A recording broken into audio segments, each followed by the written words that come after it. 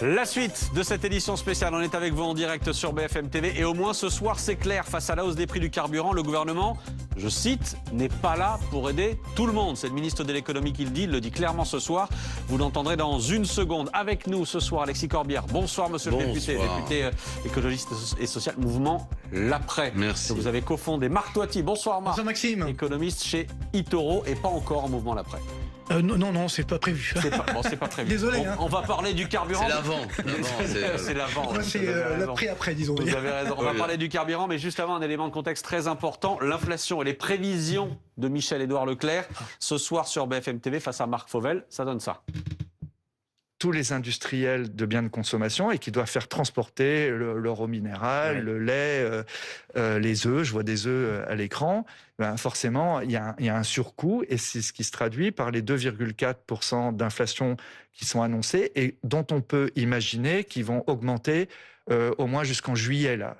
Si ça dure la guerre, ça va être beaucoup plus fort. Mais déjà, pour répercuter le surcoût actuel pour tous nos industriels, excusez-moi, l'inflation peut monter à 3%, 3-4% d'ici juillet. Là. 3 ou 4% d'ici l'été. C'est la question qu'on pose ce soir. C'est le retour du cauchemar de l'inflation ? Oui, c'est-à-dire que le problème, la question sociale, elle est prioritaire chez les Français. Enfin, vous en parlez, vous, dans vos émissions. Moi, je le vois comme député.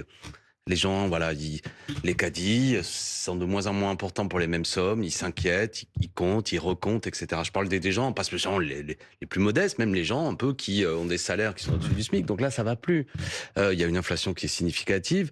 Et on sait très bien que sur les dépenses contraintes, en plus, les 20% les plus modestes, je regardais cette donnée, c'est près de 30% de leurs revenus qui sont consacrés à ça. Et les 20% les plus riches, c'est 19%. Ce que je veux dire, c'est que cette inflation, elle touche en plus ceux qui déjà sont en difficulté. Donc la question au bout d'un moment, à quoi sert le politique? C'est la question que posent les gens. Qu'est-ce que vous faites? Est-ce qu'on voit passer les ballons ou est-ce qu'on intervient? Donc à quoi sert le gouvernement? Oui, puis non, mais à un moment donné, c'est le moment. Votre question. Non, mais ce que je veux dire, il y a une élection qui vient, c'est le moment de discuter du fait qu'il y a des choses qui sont pas des gros mots d'après moi, le fait de bloquer des prix sur des produits de première nécessité, que l'on définisse ensemble un panier de produits de première nécessité dans lequel les prix ne peuvent pas subir d'inflation. Idem sur l'énergie qui devient un problème. Et pourquoi pas indexer les salaires sur les prix tel que ça a existé? Évidemment que ça nécessite qu'il y ait une intervention publique un peu active. Sinon, on est là les bras ballants, on commente et les gens ça participe à l'abstention et au dégoût quand les gens voient les prix qui s'envolent et le sentiment que travail dur, leurs enfants aussi sont face à des difficultés, mais que tout est de plus en plus cher. Marc Toiti, bloquer les prix des produits de première nécessité, indexer les salaires sur l'inflation. Déjà, je vois que M. Leclerc, finalement, suit mes prévisions, d'après ce que je vois. Oui, que Michel-Édouard Leclerc devient toitiste. Voilà, c'est-à-dire quand je parlais de 4% d'inflation ici même, on me dit non, ça n'arrivera jamais. Et là, effectivement, on y est presque. Je faisais mes petits calculs là, avant de venir, et on pourrait avoir 3% d'inflation au niveau de l'indicateur européen pour la France. Donc aux normes européennes, dès le prochain mois, dès le mois de mai-juin. On est compte 3% d'inflation. Donc évidemment, ça va continuer d'augmenter. Alors moi, sur le blocage des prix, le problème, c'est que c'est très compliqué à faire. Et puis surtout, le drame, c'est que quand on débloque les prix, alors après, il peut y avoir une très forte inflation qui suit. Moi, je suis pour une baisse plutôt des charges qui pèsent finalement sur les prix, notamment des taxes, effectivement, en particulier sur l'essence. On est à plus de 50%, comme vous le savez, du prix de l'essence qui sont des taxes. Et donc là, c'est très dangereux ce que fait le gouvernement aujourd'hui, parce que... C'est-à-dire, monsieur Toiti, on baisse les recettes de l'État. Ah, j'allais venir. C'est-à-dire qu'on est effectivement sur une détresse des Français, et on nous dit, on ne pourra pas répondre à tout le monde. Ben si, il faut justement baisser les taxes, mais dans le même temps, réduire effectivement certaines dépenses publiques, sinon on n'y arrivera pas. Parce que sinon, effectivement, vous avez l'augmentation des déficits publics. Quant aux dépenses qu'il faut baisser, évidemment, notamment les dépenses de fonctionnement, il y a du grain à moudre.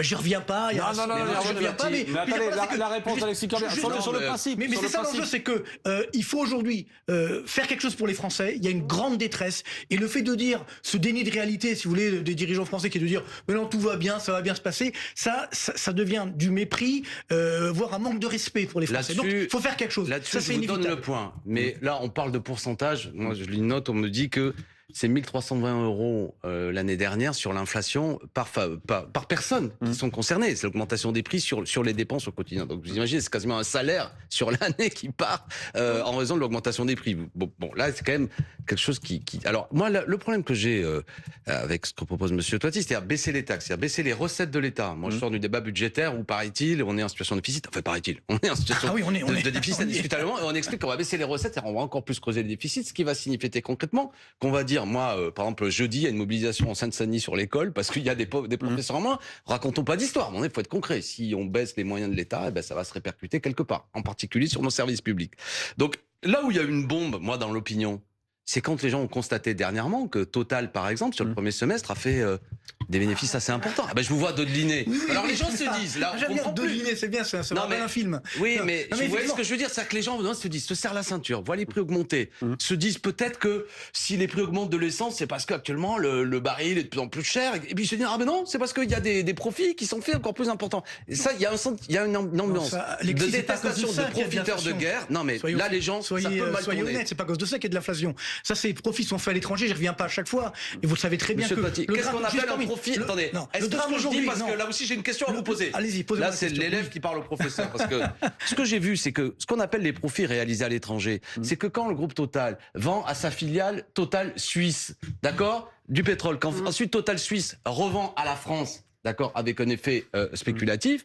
Donc, ok, c'est des profits faits à l'étranger, mais sur une opération purement spéculative, qui est proprement scandaleuse. Non pas parce que la Suisse, là-bas, il fait meilleur, mais parce qu'évidemment, le système fiscal est moins important. Il y a deux vous, choses. ça devrait vous indigner. Je réponds à votre question. Non, mais encore une fois, quand en 2020, Total a perdu 7 milliards d'euros, personne n'en a parlé. Parce que je veux dire, c'est que ça dépend effectivement de l'évolution des prix du pétrole. Quand évidemment il pleut, bah oui, c'est sûr que les vendeurs de parapluies gagnent de l'argent. C'est logique. Je veux dire par là, c'est que il faut pas mettre le focus et trouver des boucs émissaires. Aujourd'hui, vous l'avez dit vous-même, c'est pas une entreprise privée de sauver les Français. Aujourd'hui, c'est à l'État à prendre ses responsabilités. Pourquoi pas? Parce que encore Sur une la fois, question de l'énergie. regardez ce qui s'est passé Non, mais c'est aujourd'hui. pas un luxe, Regardez ce qui se l'essence. passe aujourd'hui. Shell qui quitte la France. Après déjà Esso ben bon vent. et après BP. Non, Bon, mais au ce que je veux revoir. dire, faites attention à cela. C'est-à-dire que, regardez, quand vous Non, augmentez monsieur les taxes, Coty, quand vous augmentez les taxes, on l'a vu dernièrement, on a voulu augmenter Non. les taxes, les surprofits. Ça devait ramener 1 Monsieur milliard. Coty. Ça a ramené 200 millions. On voulait parler les petits colis. Ça devait ramener je sais pas combien de millions. Ça a rien ramené parce que, Non, mais finalement, on a fait Monsieur intervenir Coty, les petits avec le colis respect que à je vous dois, l'étranger. d'accord, vous parlez, Donc, mais ne ce que je veux dire racontons par là, pas aux c'est que- Français, Shell s'en va. La France Non. est un marché pour des vendeurs de pétrole. S'il y en a qui s'en vont, salut, bon vent. Mais Non, ça reste, non, on peut faire non. du profit. Non, mais ne racontons pas L'enjeu- d'histoire. l'enjeu, il est Que sur demain, l'État. il n'y aura plus personne qui va vendre de pétrole L'enjeu, en c'est France. l'État qui Et doit je faire trouve le ça boulot. d'autant plus scandaleux, par exemple, si on parle de choses, c'est qu'évidemment,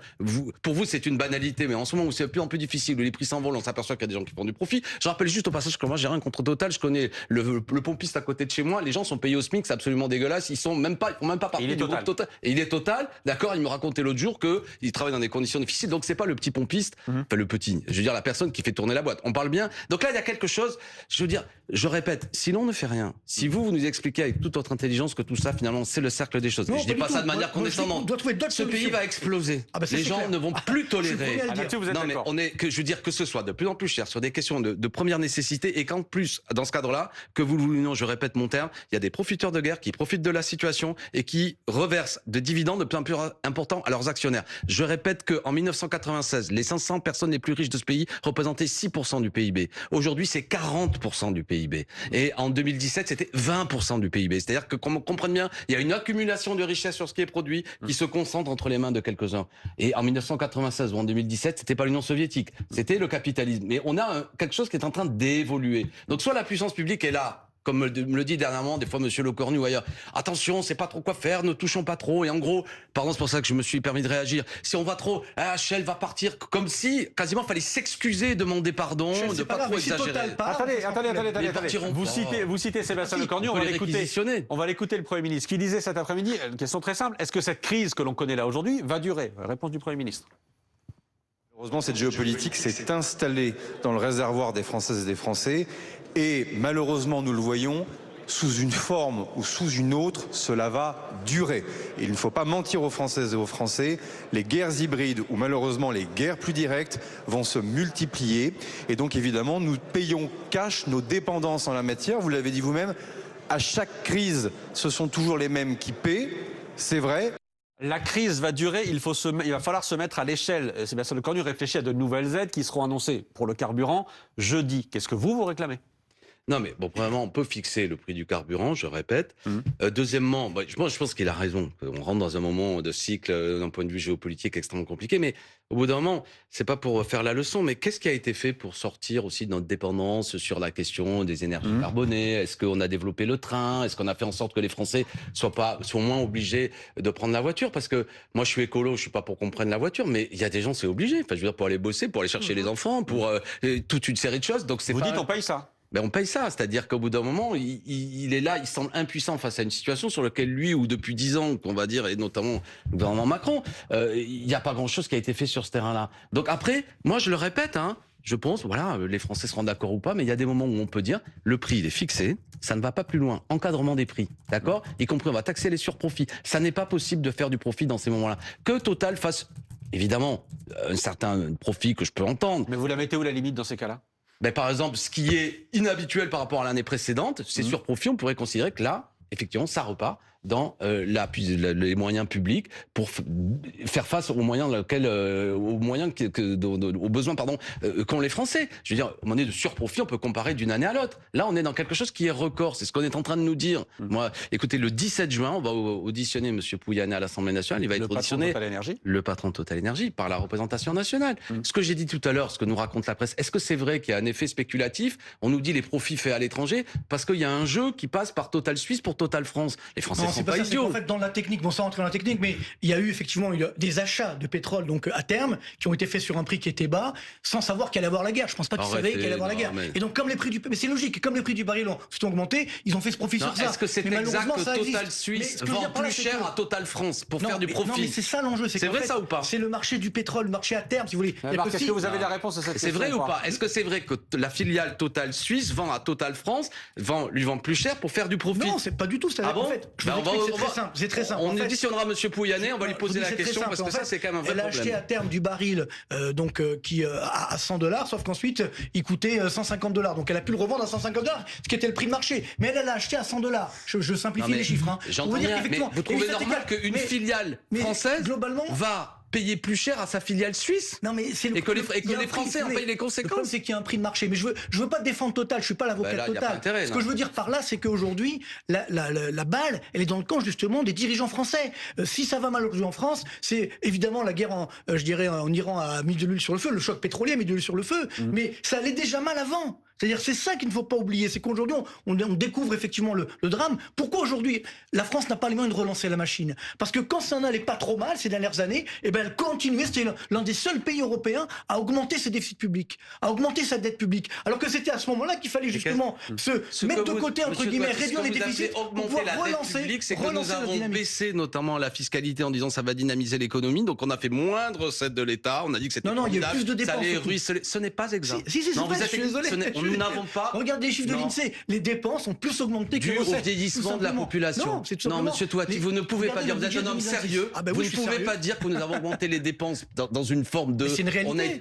Parce qu'il y a un vieillissement de la population. Non, mais ça n'a rien à voir avec ça. Moi, je vous parle. Dans quel secteur avons-nous augmenté les dépenses publiques ? Je vais vous le dire. Où est-ce que les dépenses publiques ont le plus augmenté ? C'est dans les dépenses de fonctionnement, qui ont augmenté de 24% depuis 2021, c'est-à-dire 106 milliards d'euros. Alors que sur la même période, les dépenses sociales ont augmenté de 14%. Vous voyez, 10 points d'écart entre les dépenses de fonctionnement. Donc là, c'est pas du social, c'est du fonctionnement. D'ailleurs, c'est le drame parce que ces dépenses de fonctionnement ont augmenté. Par contre, la qualité des services publics s'est dégradée. Donc où est parti l'argent ? C'est une réalité, ce sont les chiffres de l'INSEE. Je conteste. J'y peux rien, c'est pas moi qui invente. Ce sont les chiffres de l'INSEE, tout simplement.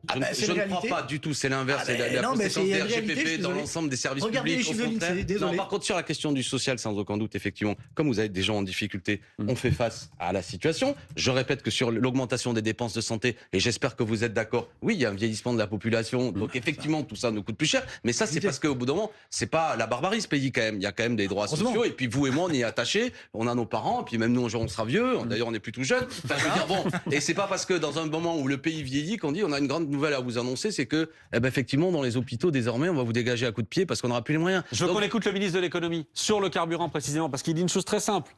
Les aides pour tout le monde, hors de question. Moi, je ne suis pas là pour aider tout le monde, y compris ceux qui n'en auraient pas besoin. Il y a des gens aujourd'hui qui peuvent passer cette crise sans trop de Donc ça sera toujours ciblé, ça ne bougera pas. On se focalise sur ceux qui en ont le plus besoin, et en premier lieu, celles et ceux qui travaillent. Parce qu'évidemment, c'est essentiel. On doit préserver la croissance, on doit s'assurer que la croissance française continue à tenir. Le ministre de l'économie avec Laure Closé sur BFM Business. Je ne suis pas là pour aider tout le monde et surtout pas ceux qui n'en ont pas besoin. Ça, vous êtes d'accord avec Alors, ça, je Alexis connais Corbière Roland Lescure, j'ai là, Roland, t'es un démagogue. Ah, évidemment, là, il est en train de nous dire, je vais pas aider les plus riches. Et les gens se disent, il a raison, Lescure. Sauf que tout ça, une fois qu'il a dit ça, moi, qu'est-ce que c'est qu'il est en train de nous dire? Premièrement, que ça va être avec des aides publiques. C'est-à-dire que de l'argent public, on va éventuellement apporter une aide à des gens. Pourquoi pas? Mais je veux dire, c'est nos impôts qui vont aider des gens à supporter la crise pendant que personne touche au surprofit total. C'est-à-dire que nous aidons avec de l'argent public, des groupes à continuer à faire des profits reversés à leurs actionnaires. Bon. Et deuxièmement, pourquoi on fixerait pas le prix du pétrole à le prix du carburant. Du carburant, 1,70 €. Moi, je suis plutôt aligné sur ce que dit la CGT. Pour tout le monde. Et s'il y a des gens, comme moi, je propose qu'il y ait par exemple une révolution fiscale, qu'on passe à 14 tranches d'impôts, que je suis un défenseur de la célèbre taxe Zuckman, etc.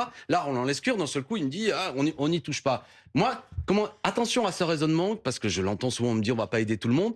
Moi, je suis un universaliste. C'est-à-dire que l'école publique, que tu sois milliardaire ou que tu sois pauvre, elle est gratuite. L'hôpital, pareil, d'accord? Et après, selon notre système fiscal, on finance, selon les moyens, ça.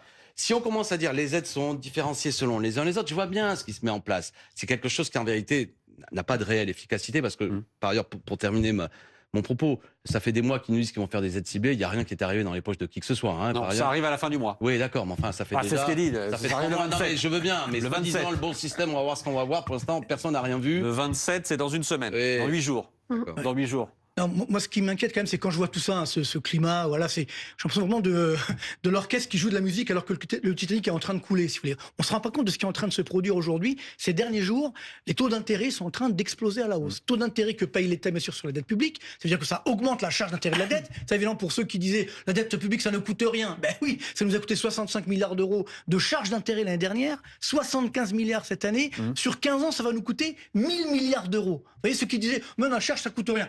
1000 milliards d'euros jetés par la fenêtre. C'est scandaleux. Donc, on est d'accord. Donc, c'est-à-dire que si on pratique aujourd'hui, encore une fois, un dérapage, que ça soit d'un point de vue budgétaire, avec une hausse de la fiscalité ou une hausse des dépenses publiques. Nous, la ça gauche, sera- on défend ça des sera encore recettes, pire. hein. Ça sera encore pire de Non, ça. mais Non, mais vous les nous recettes, vous ne tournez- les aurez pas. Regarde, parce que Ah bon quand vous augmentez. Non, relance pas. Non, mais quand vous augmentez les impôts, vous savez bien que ça vous cassez l'activité économique, donc vous réduisez Je la sais recette bien, fiscale. non, je sais pas bien. Donc vous ponctionnez Bah, je plus, mais pense sur un qu'on gâteau plus petit. on relance Donc à la fin, la il y a moins de consommation recettes populaire, fiscales. ça casse Donc, pas l'activité c'est ça ce que je veux dire économique. aujourd'hui. Moi, je pense qu'il faut aider effectivement tous les Français. Il y a les moyens de le faire, mais il faut rationaliser la dépense publique et c'est comme ça qu'on pourra sauver la France. Mais dire aux Français, on peut rien faire pour vous, ça va s'arranger, je pense que c'est un grand danger d'un point de vue social et sociétal. Je ne sais pas ce que vous faites demain soir.